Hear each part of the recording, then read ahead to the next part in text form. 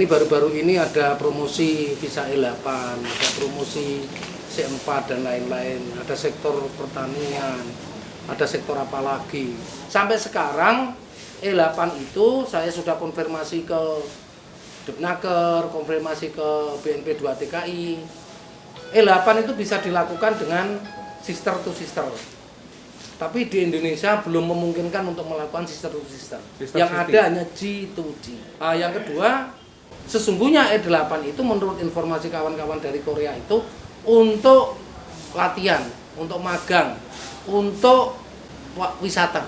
Tapi kalau itu misalnya diinformasikan kawan-kawan yang sudah ada di Korea mau memperpanjang kontrak dan lain-lain, ya itu bagus di masa pandemi ini. Kalau di sana setuju, kan ya tergantung pemerintah sana setuju apa enggak. Ya, kalau setuju, monggo itu lebih baik. Karena timingnya akan sekian bulan, bisa 6 bulan, ya sekian timingnya akan. Tapi kalau perpanjangan dengan visa E9 saya rasa agak sulit, karena itu akan melebihi 5 tahun.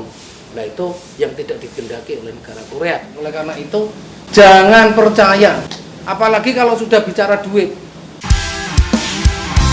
Modusnya ya sama dengan cara mengiming-imingi dan lain-lain. Kemarin aja ada 100 sekian orang yang mau daftar kita tolak karena semua dipalsukan. Nah itu kan sudah penipuan. Nah, itu yang nampak, yang nggak nampak. Lah kok tahu nggak nampak? Lah iya karena setelah itu mengadu.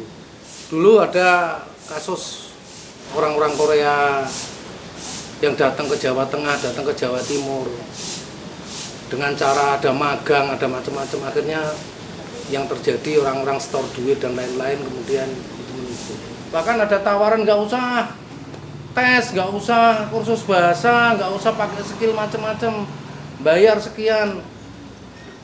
Dan itu yang menjadi korban tidak hanya masyarakat tadi, tapi yang menjadi korban juga termasuk lembaga-lembaga pelatihan bahasa, orang tua, dan bahkan kadang-kadang kepala daerah, lurah, itu ikut ketipu. Jangan mudah mendapat informasi itu, jangan mudah langsung ditelan. Bos kembali ini kok enak ini, dapat gaji gede ini, jangan.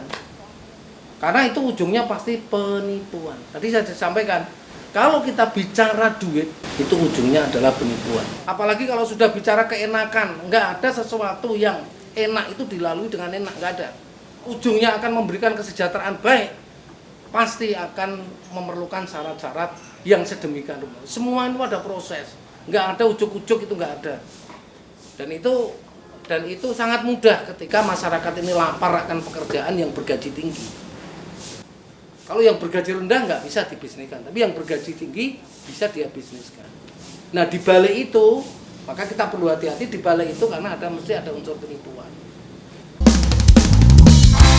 Saya melihat ini tidak akan berhenti dengan cara-cara seperti itu karena animo itu sangat tinggi karena mencari pekerjaan di Indonesia juga dengan gaji yang kecil dan sebagainya. Oleh karena itu saya himbau ke masyarakat, ke semua pihak, hati-hati, apalagi dalam masa pandemi ini. Oleh karena itu sabar, tenang, kita cermati, tanya, Pak apa betul seperti ini? Nanti kita kasih ada namanya sistem pengaduan kita ada namanya e-sambat dan lain-lain. Silahkan mengadu ke situ. Stop. Kita masa pandemi ini stop. Karena pihak Korea itu sekarang belum mau menerima dari negara manapun. Jepang juga sama, belum mau menerima dari negara manapun. Oleh karena itu, kawan-kawan harus tanya, kalau tidak tahu hati-hati kalau mendapat informasi, apalagi kalau sudah bunyi duit, hati-hati. Waspada, waspada, waspada.